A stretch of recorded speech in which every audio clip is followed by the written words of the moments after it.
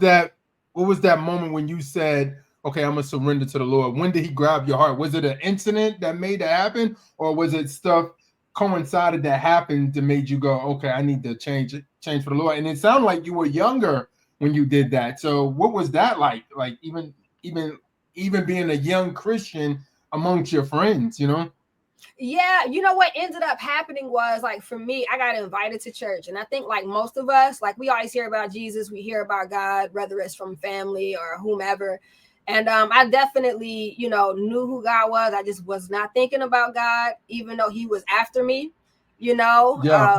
I just was like, no, I'm good. Y'all got that. Like, y'all could do that type of Okay. situation. I wasn't like really disrespectful about it. It just wasn't for me. Although my mom was a believer, I just wasn't like, I was like, no, I'm good, type of situation. But I respected what she believed, and I wasn't rude or anything about it.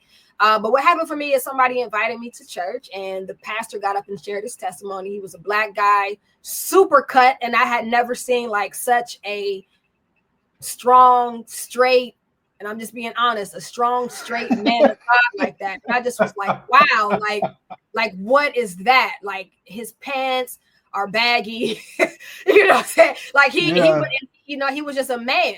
And I seen that, and he was married, and he had his kids in church, and he shared his affiliation with, being in the gang and how that was for him. And it just ministered to me. It got to me.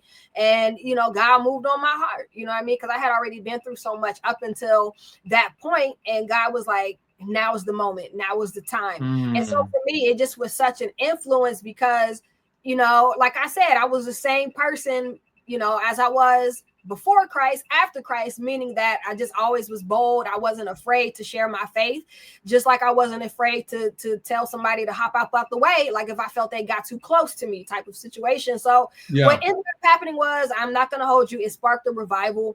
My relationship with God really sparked a revival in the church that I had been blessed to be a part of, seeing a massive influx of people, because from that, football teams were getting saved, basketball teams were getting saved, communities, like it was going crazy. Like, I'm not gonna hold you.